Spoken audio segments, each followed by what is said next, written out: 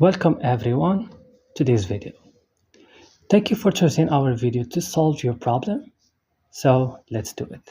If you have this problem on your Snaptube, go open your settings of your device.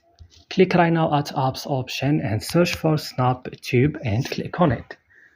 So guys, now scroll down this list, click add storage option, click clear cache and back, click right now at force stop and click OK.